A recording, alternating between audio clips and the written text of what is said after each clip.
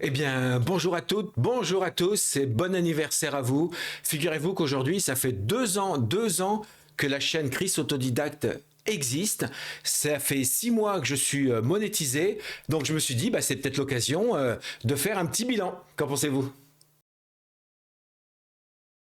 Mais tout d'abord, avant de commencer ce bilan un peu technique et théorique, je tenais forcément à vous remercier toutes et tous, vous qui vous êtes abonnés, qui commentez, qui me posez des questions, qui likez, en tout cas vous tous qui participez à cette chaîne par vos commentaires, par vos questions, par vos remarques. Grâce à vous, non seulement ça m'encourage à continuer, ça me donne des idées en répondant à vos questions pour faire d'autres vidéos et c'est vrai que ça permet de tenir le coup. On se sent un petit peu moins seul. Parce qu'en fait, quand j'ai commencé cette chaîne il y a 2 ans, c'était suite à des envies, des besoins un peu professionnels. Je me suis mis à découvrir, en fonction de mes différentes activités, je me suis mis à découvrir pas mal d'outils. Puis j'ai toujours aimé un peu bidouiller, bricoler. Et puis surtout, après, quand je découvrais des outils qui me paraissaient extraordinaires, j'avais qu'une envie à chaque fois, c'est d'en parler de plus en plus autour de moi. Et pour être sûr qu'il y ait le plus de monde avec lequel je puisse partager, je me suis dit, tiens, et pourquoi je ne ferais pas une chaîne YouTube? Et j'ai appelé ça Chris Autodidacte, puisque je suis en effet un autodidacte.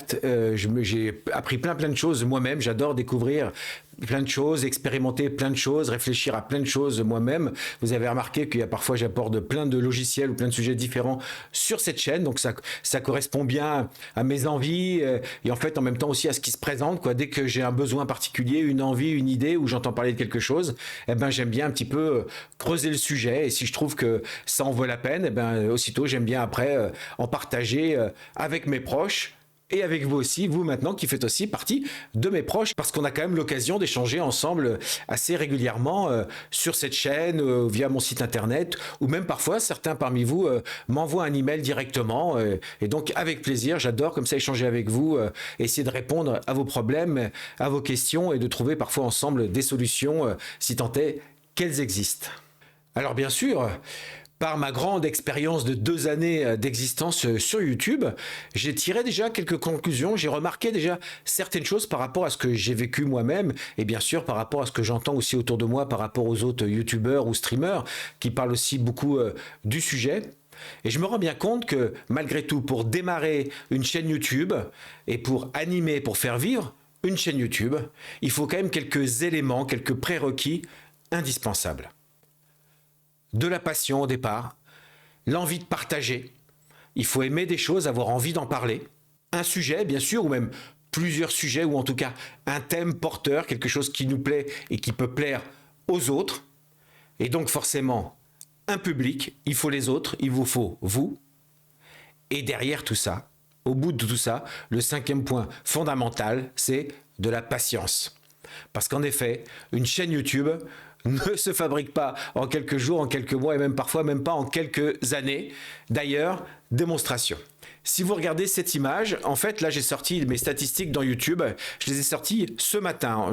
On est vraiment aujourd'hui le 5 mars 2023, jour anniversaire de l'existence de ma chaîne. Comme vous voyez en bas à gauche, il y a bien marqué ici 5 mars 2021, puisque c'était, vous voyez, il y a 2 ans, au moment où j'ai créé ma chaîne. Et quand on regarde cet historique, là c'est l'historique des vues, hein, vous voyez 93 000 vues, c'est sur les 2 ans. Quand on regarde l'historique des vues sur 2 ans, qu'est-ce qui saute aux yeux? Vous êtes d'accord avec moi? C'était cet électroencéphalogramme plat des pratiquement, regardez, jusqu'au 4 mars 2022. La première année, à part quelques petites pointes, c'était carrément dérisoire. J'avais pratiquement aucune vue sur ma chaîne. Et pourtant, à l'époque, j'ai publié des vidéos régulièrement. Je mettais une petite vidéo sur différents sujets. Si vous regardez sur ma chaîne historique, vous verrez qu'à l'époque, j'avais des vidéos. Je parlais déjà de plein de sujets différents. Justement, c'était peut-être un peu trop varié. Est-ce qu'il y a une vraie explication ou pas? En tout cas, ma chaîne n'était pas connue. Donc, il y avait très peu de vues, comme vous pouvez le remarquer. Et pourtant, j'utilisais déjà des logiciels dont je parle aujourd'hui. J'utilisais Notion, j'utilisais Canva, pas encore DaVinci Resolve, puisque j'en avais pas encore entendu parler à l'époque. Mais en tout cas, par exemple, j'utilisais Canva pour faire un peu des illustrations, pour faire mes vignettes. Eh bien, figurez-vous que début janvier 2022, Canva nous a offert cette option de pouvoir fabriquer nos propres vidéos dans Canva.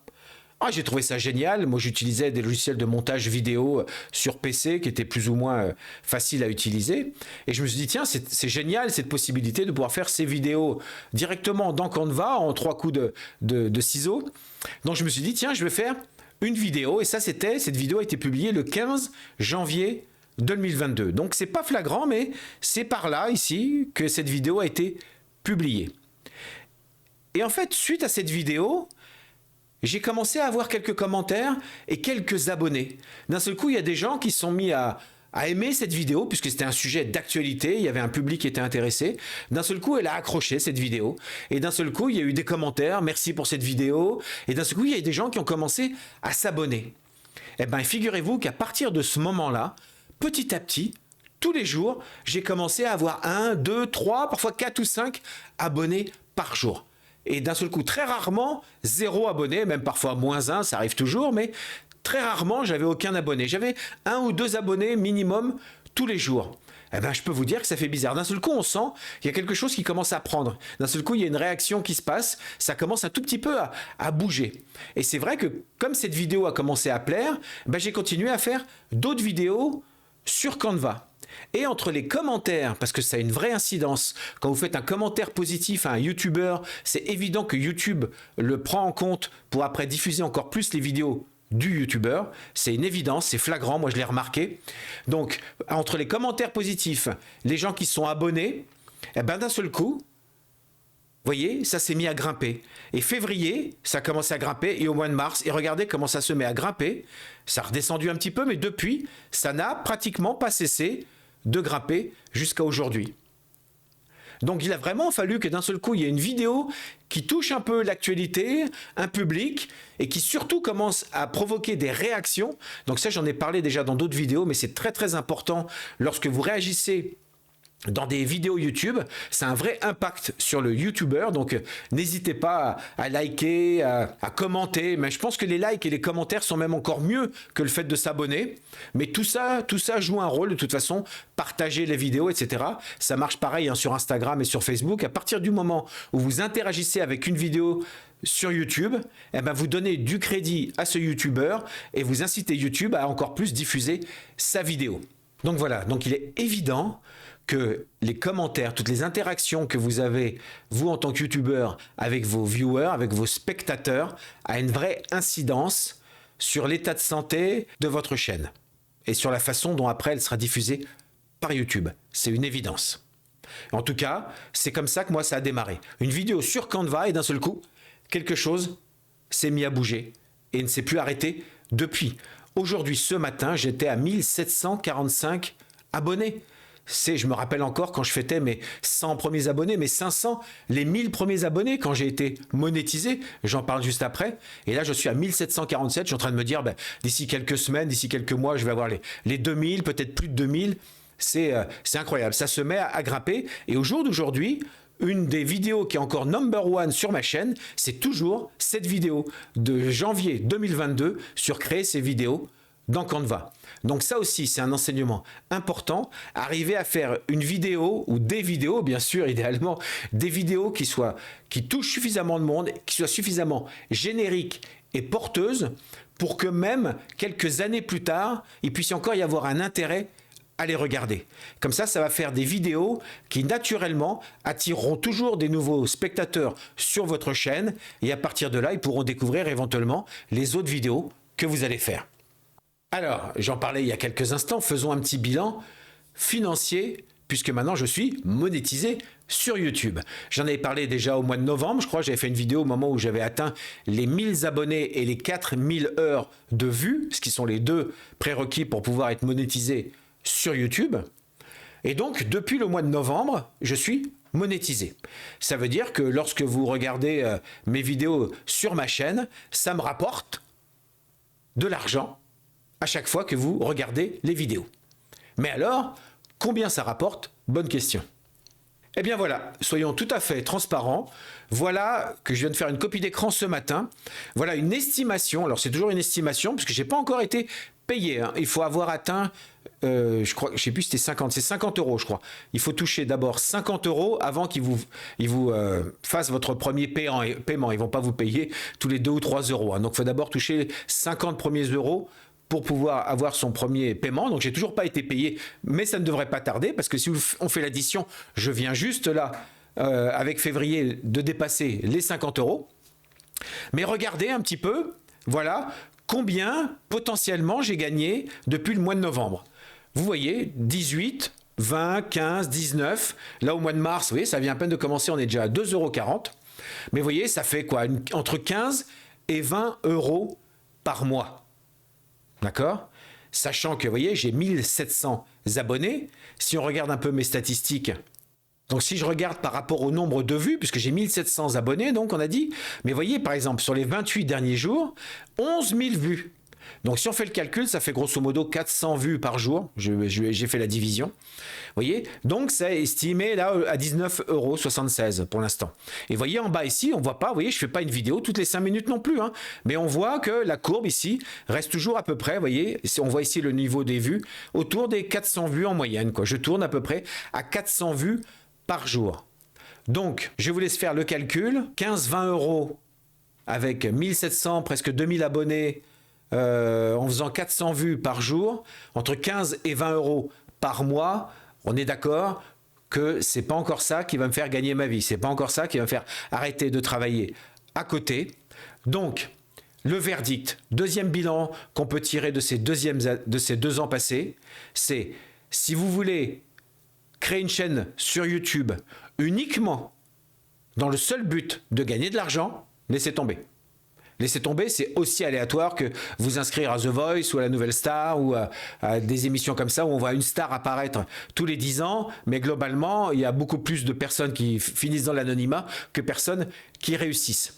Il est évident qu'au jour d'aujourd'hui, vérifiez vous-même que tous les youtubeurs à succès, tous ceux qui ont des gros succès, MrBeast compris, ça fait au moins 10 ans qu'ils sont tous sur YouTube, sauf exception rarissime, mais ça vaut même pas la peine d'en parler, les exceptions fonctionnent pas. La majorité, ça fait plus de 10 ans qu'ils sont tous en train d'expérimenter YouTube, Twitch et compagnie, à faire du streaming, avant de commencer à avoir un capital affectif, une technique, un suffisamment nombre d'abonnés pour commencer à vraiment bien gagner leur vie. Donc ça ne peut pas être votre seul objectif, gagner de l'argent grâce à une chaîne YouTube. À mon avis, vous serez déçus. Et vous ne tiendrez pas le coup. Parce que vous voyez, ça fait 2 ans que je travaille dessus. Bon, bien sûr, peut-être pas à plein temps, peut-être pas avec autant d'effervescence que pourraient le faire certains créateurs d'entreprises. C'est possible, c'est évident. Mais malgré tout, vous voyez, en 2 ans, je suis arrivé à 15 € par mois. On est d'accord qu'il y a de la marge avant que ça commence vraiment à devenir rentable. Donc si au départ, je reviens à ce que j'ai dit dans le premier point tout à l'heure, si au départ, vous ne faites pas ça, parce que ça vous passionne, parce que vous aimez partager, parce que ça vous plaît, ça vous amuse de faire des vidéos sur YouTube, quel que soit le but ultime, argent ou pas, si au départ vous n'aimez pas faire ça, vous ne tiendrez pas le coup. Parce que malgré tout, il faut aimer quand même tout le processus. Il faut quand même trouver une idée. Il faut après éventuellement trouver un graphisme, il faut écrire le script de la vidéo, il faut tourner la vidéo, après il faut faire le montage, il faut la publier, éventuellement faire la promotion sur les réseaux sociaux, après il faut répondre aux commentaires, répondre aux emails, l'entretenir, se renouveler et faire ça régulièrement. Donc il faut vraiment, vraiment, vraiment que vous aimiez tout le processus pour tenir, sinon ça sera vraiment trop lourd. Ou alors, faites-vous plaisir, et là c'est génial aussi, une petite chaîne YouTube où vous mettez vos vidéos de temps en temps, quand vous en avez envie, c'est des souvenirs de famille, c'est des souvenirs pour vous, c'est pour partager un peu avec vos amis, avec votre famille, avec votre communauté, et ça sera parfait, vous verrez, là à partir du moment où il n'y a pas de pression, c'est génial. Parce que vraiment la difficulté, c'est quand d'un seul coup vous commencez à vous dire, tiens, ce matin il faut que je fasse une vidéo. Vous voyez, aujourd'hui, je me suis dit, il faut que je fête mon anniversaire. Ça fait 2 ans aujourd'hui. Ça serait dommage de faire la vidéo demain en disant c'est 2 jours plus 1 jour. Donc, je me suis un petit peu forcé. Là, ça va. Vous voyez, je souffre pas trop de vous faire la vidéo. Mais ça demande un effort. Aujourd'hui, il fait beau.